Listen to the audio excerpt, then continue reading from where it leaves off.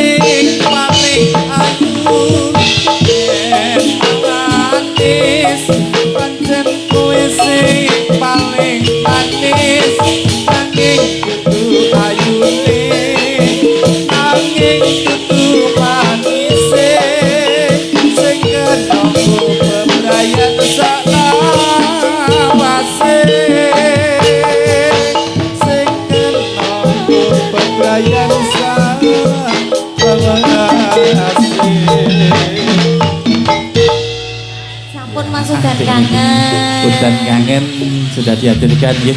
Sugeng rawuh nggih Bu Ida nggih. Sugeng Menika rawuh. Ibu Ida Ristanti. Nggih. Matur nuwun awit saking rawuhipun. Lan matur nuwun dumateng sedaya pamirsa ingkang sampun kepareng nyawiji wonten ing dalu punika. Nggih sepatus amreksani atur pasugeden saking keluarga Geng Ngudi Rahayu matur nuwun saged.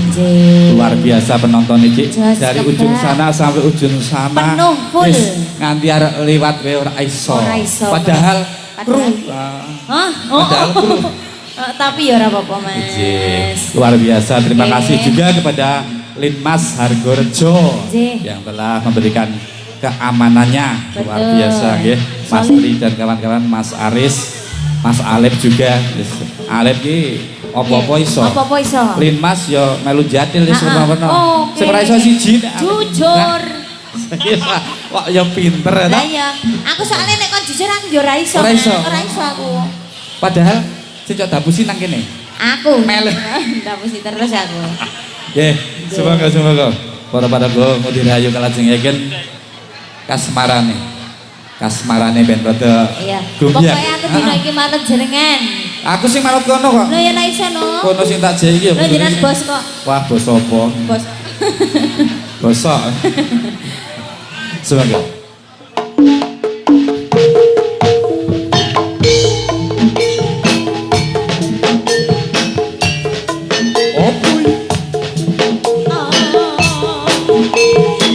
Manjura bener.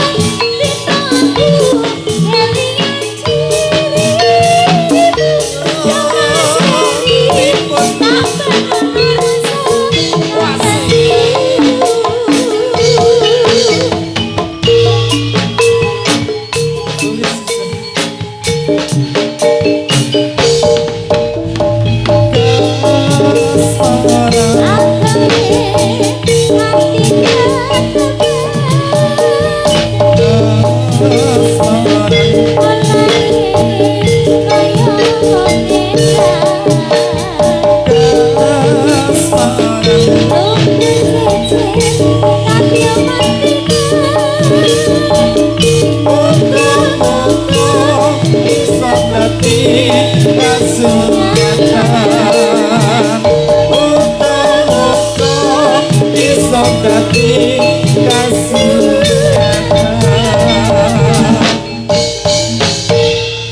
Ya ditarik ya Mas ya. 3, 2, 1 ngudi rahayu.